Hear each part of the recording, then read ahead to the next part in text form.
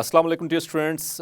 I am Anjum Shafiq, your biology teacher for grade 10, and today we are going to discuss the basic introduction regarding the gaseous exchange. So चलते हैं glass board की तरफ. Dear students, आज हम discuss करने जा रहे हैं the basic concept of gaseous exchange. So dear students, आपको पता है कि gaseous exchange का लफ्ज़ी मतलब क्या है? Definitely most of them you know about them.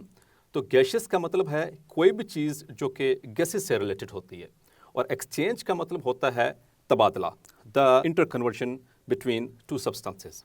तो गैसेस एक्सचेंज का लफ्ज़ी मतलब हुआ कि गैसेस का तबादला.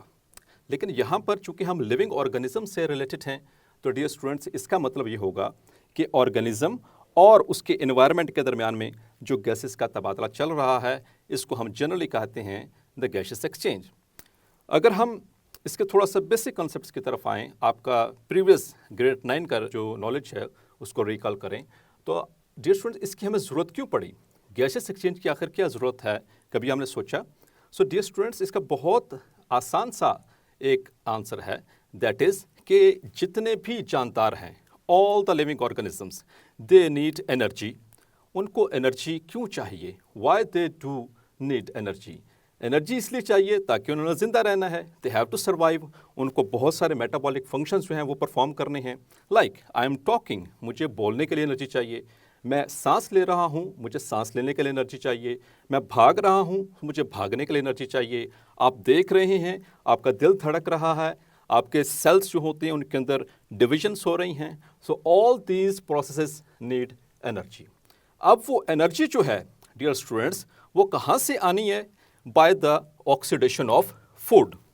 So dear students, why we need gaseous exchange?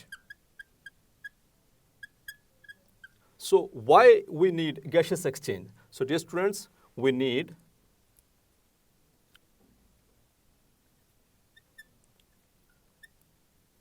gaseous exchange in order to get energy. अब आप ये सोच रहे होंगे कि हम एनर्जी कैसे हासिल करेंगे. सो डियर स्टूडेंट्स, आपको आप प्रीवियस ग्रेड में पढ़ के आ चुके हैं कि we get energy by the oxidation of food. अब स्टूडेंट्स आपको पता है कि ये फूड कहाँ से आया, ठीक है. सो आपको याद होगा, चैप्टर रिकॉल करेंगे from the previous grade, photosynthesis के जरिए. सो डियर स्टूडेंट्स, ये the food has been prepared by the process of photosynthesis. और अगर याद हो आपको, फोटोसिंथेसिस ये दो फेजेस में हुई थी. इसके दो फेजेस थे. The first phase was light reactions and the second phase was the dark reactions. और अगर आप रिकॉल करें थोड़ा सा और बेहतर, तो लाइट रिएक्शंस डियर स्टूडेंट्स, इसमें एनर्जी प्रिपेयर हुई थी in the form of ATP and NADPH. और यही एनर्जी ये बेसिकली इस्तेमाल हुई थी during the dark reactions to reduce carbon dioxide into sugars. तो जो कार्बन डाइऑक्साइड जब रिड्यूस हुई इस एनर्जी की मदद से, उस दौरान जो शुगर बनी, that was C6, H12 and O6. Definitely आपने गेस कर लिया, that is glucose. So dear students, यहाँ पे देख सकते हैं, यहाँ पर तो अकेली कार्बन डाइऑक्साइड थी, लेकिन यहाँ पर अब कार्बन के साथ अटैच हो चुकी हैं 12 हाइड्रोजन्स. तो there has been developed the carbon hydrogen bond. तो जब ये बॉन्ड बन रहे थे, तब ये एनर्जी इन बॉन्ड्स को बनाने के लिए इस्तेमाल हुई और ये स्टोर हो गई इन द फूड. अब वो फूड हमने खाया, आपको याद होगा चैप्टर नंबर 8 के अंदर, डाइजेशन वाले चैप्टर में, न्यूट्रिशन वाले चैप्टर में, कि ये फूड हमने निवाला लिया, फिर उसके बाद वो उसकी डाइजेशन हुई. अल्टीमेटली वो जब एब्जॉर्बेबल पार्टिकल्स के अंदर कन्वर्ट हो गया, तो वो it was absorbed into our blood stream. अब ब्लड स्ट्रीम के ज़रिए ये food in the form of glucose, it moves to the cells. अब सेल्स में पहुंच के हमारे पास ये glucose, so this is our cell, यहां पर ग्लूकोज पहुंच गई। अब इस ग्लूकोज से हमें एनर्जी कैसे मिलनी है, that is the process which we have done by the oxidation. तो ये ऑक्सीडेशन होगी इस फूड की, तो तभी ये इससे हमें एनर्जी मिलेगी, जो कि इसके कार्बन हाइड्रोजन बॉन्ड्स के अंदर स्टोर हो चुकी है। अब ये ऑक्सीडेशन आपने पढ़ा हुआ है ऑक्सीडेशन रिडक्शन रिएक्शंस में कि that is the addition of oxygen. तो ये ऑक्सीजन अब कहां से आएगी? सो डियर स्टूडेंट्स, ये ऑक्सीजन हम हासिल करेंगे through gaseous exchange. So hopefully अब आपको समझ आ गया होगा डियर स्टूडेंट्स कि गैसियस एक्सचेंज का क्या रोल है हमारी बॉडी के अंदर और हम किस तरह से इसकी इंपॉर्टेंस के हवाले से बात कर सकते हैं। तो जब तक ये फूड जो हमने डाइजेस्ट किया, हमारी बॉडी ने उसको एब्जॉर्ब किया और वो हमारे सेल्स में पहुंचा, उससे हमें एनर्जी उस वक्त तक नहीं मिल सकती जब तक कि गैसियस एक्सचेंज के ज़रिए जो ऑक्सीजन है वो यहाँ से इस सेल के अंदर ना पहुंच जाए। As soon as the oxygen comes into the cell but through the transport system, तो वहां पर ये reduce होगी, then it will be converted into ATP, carbon dioxide and water. So this is our required molecule. तो तमाम living organisms को चाहिए, ये यही चाहिए, यही मॉलिक्यूल है, that is the ATP. So dear students, अब आपको अंदाजा हुआ कि ये गैसियस एक्सचेंज क्यों जरूरी है। आप रिकॉल करें अपने प्रीवियस नॉलेज को, आपको याद होगा कि बेसिकली हम जितने भी मल्टी सेलुलर ऑर्गेनिजम्स हैं, there is a division of labour among them. So division of labour का मतलब है कि हमारी पूरी बॉडी एक टीम वर्क का काम कर रही है। कोई बॉडी के पार्ट्स हमें ऑक्सीजन सप्लाई कर रहे हैं, कोई बॉडी का पार्ट हमें जो है वो फूड प्रोवाइड कर रहा है, कोई पार्ट जो है वो उस न्यूट्रिएंट्स को पूरी बॉडी के अंदर ट्रांसपोर्ट कर रहा है। तो so there is a division of labour. तो ये एक टीम वर्क है जिसके जरिए सारा प्रोसेस जो है वो कैरी ऑन होगा। तो होपफुली आपको ये चीज समझ आ गई कि गैसियस एक्सचेंज की हमें जरूरत क्यों पड़ी। अब डियर स्टूडेंट्स, हम इसको कोशिश करते हैं कि इसको डिफाइन करें गैसियस एक्सचेंज को। So gaseous exchange means the process in which oxygen is taken inside the body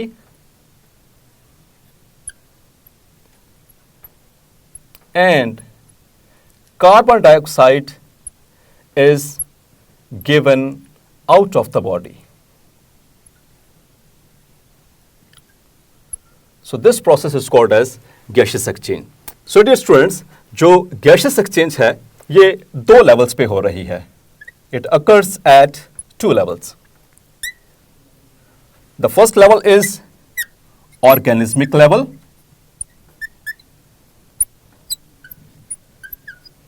and the second level is cell level. तो ऑर्गेनिज्मिक लेवल पे जब हमने एनवायरनमेंट के साथ गैसियस एक्सचेंज किया, so this is termed as breathing, while जब वो cell के अंदर आई, जैसे कि हमने ये सारा प्रोसेस मैंने आपको समझाया कि कैसे वो ऑक्सीजन सेल के अंदर आ रही है और यहां पर इसकी ऑक्सीजन अंदर आ रही है और इसके नतीजे में बनने वाली कार्बन डाइऑक्साइड इसको सेल से रिमूव किया जाएगा। So this kind of gaseous exchange is termed as cellular respiration. So dear students, हम अब सेलुलर रेस्पिरेशन को एक प्रॉपर वे में डिफाइन करेंगे कि सेलुलर रेस्पिरेशन है क्या। So it is the process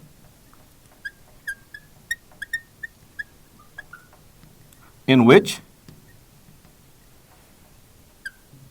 the carbon hydrogen bonds present in the food are completely broken down to release energy in the form of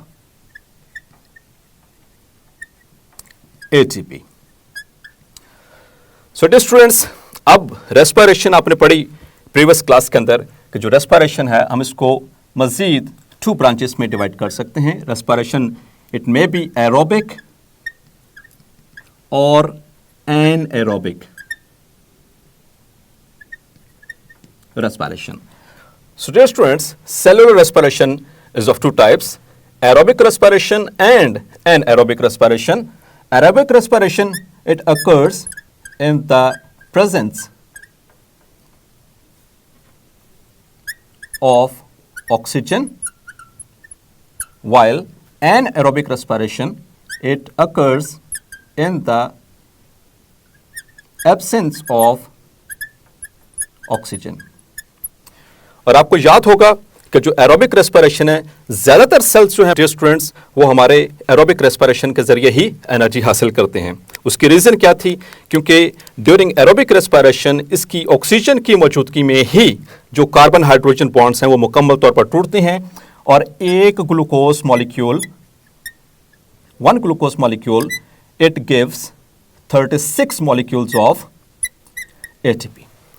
As compared to anaerobic respiration, 1 glucose molecule, it only gives 2 ATP of energy. तो आपके सामने फर्क बेटा जाहिर है. So हमें चाहिए aerobic. So dear students, हमें एरोबिक रेस्पिरेशन के लिए ऑक्सीजन चाहिए क्योंकि इसमें it occurs in the presence of oxygen. तो ये ऑक्सीजन हमें कहाँ से मिलनी है? Through the gaseous exchange. So dear students, this was the basic concept. Hopefully आपको इसमें जो बेसिक क्राइटेरिया है गैसियस एक्सचेंज का वो समझ आ गया होगा. आगे चलकर हम अभी देखते हैं कि जो ऑर्गेनिज्मिक लेवल के ऊपर जो गैसियस एक्सचेंज हो रही है उसको हम किस तरह से इससे डिफरेंशिएट कर सकते हैं from the cellular respiration. So dear students, हमने जैसे कि डिस्कस किया इसको गैसियस एक्सचेंज के जो बेसिक पार्ट्स थे, अब हम देखने लगे हैं कि जो गैसियस एक्सचेंज ऑर्गेनिज्मिक लेवल पे हुई थी उसको हमने कहा ब्रीदिंग, या इसको हम वेंटिलेशन भी बोल सकते हैं.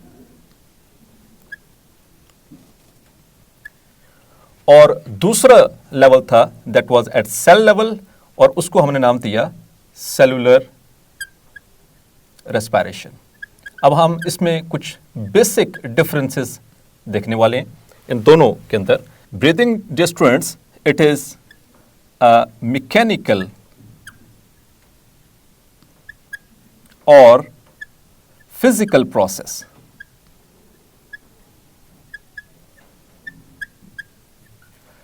Biochemical process.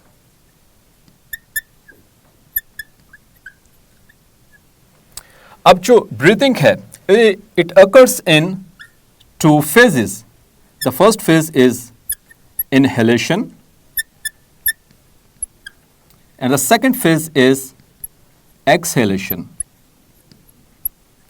While cellular respiration, it is of 2 types, as we discussed previously, aerobic and anaerobic. Number 2, अब जो breathing है, जैसे सांस लेने का अमल कहते हैं, हम जैसे सांस ले रहे हैं, आप भी बैठे सांस ले रहे हैं, like this.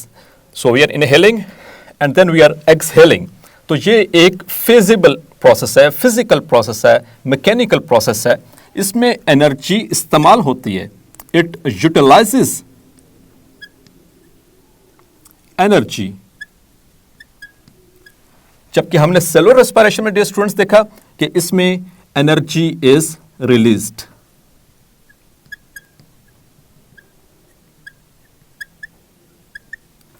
In the form of ATP. और डियर स्टूडेंट्स, सबसे बड़ा जो फैक्टर था इनमें डिफरेंस अगर हम डिफरेंशिएट कर सकते हैं, ये शॉर्ट क्वेश्चन में आप पूछा जा सकता है आपसे कि ब्रीथिंग जो है it occurs eight organismic level while the cellular respiration it occurs at cell level. अब दोनों के अंदर जो प्रोसेस है वो सेम हो रहा है, that is oxygen is taken inside and carbon dioxide is given out.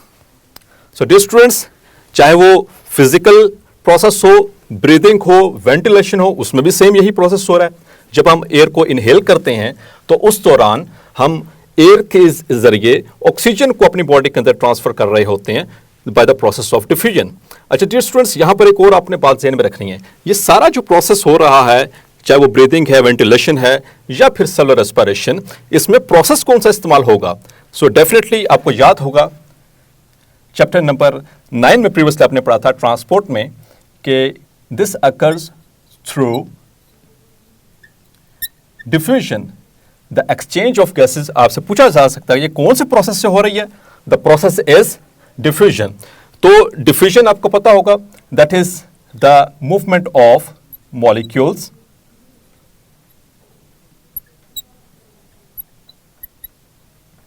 from an area of higher concentration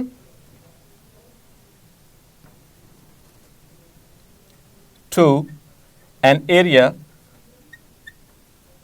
of lower concentration. So dear students, that was the basic of the gaseous exchange. अच्छा, इसमें कुछ हम MCQs पे पूछ सकते हैं, like inhalation and exhalation. These belong to breathing or cellular respiration. So the correct answer is breathing. या इस तरह से ये भी पूछा जा सकता है, which one of the following is energy utilizing process? इन दोनों के ऑप्शन में हम देखेंगे that the energy utilizing process is the breathing or ventilation. इसी तरह से यहाँ पर एक और जो है वो MCQs बन सकता है कि ड्यूरिंग ब्रीदिंग और cellular respiration which process through which the gases are exchange? The process is diffusion. इसके साथ ऑप्शंस में आपको आ सकता है एक्टिव ट्रांसपोर्ट, एंडोसाइटोसिस, एक्सोसाइटोसिस, और the fourth option that is diffusion. Alpha, beta, Charlie and delta. So dear students, जैसा कि हमने डिस्कस कर लिया, so this option correct. So dear students, आज के इस लेक्चर में हमने जो बेसिक कॉन्सेप्ट्स थे उसको देखा. इसमें से कुछ शॉर्ट क्वेश्चन भी बन सकते हैं, जैसे कि define gaseous exchange,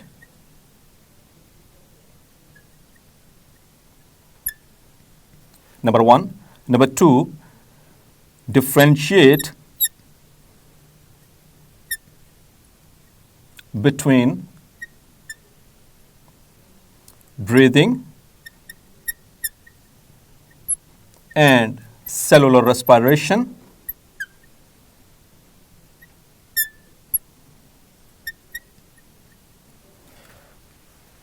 As well, why do organisms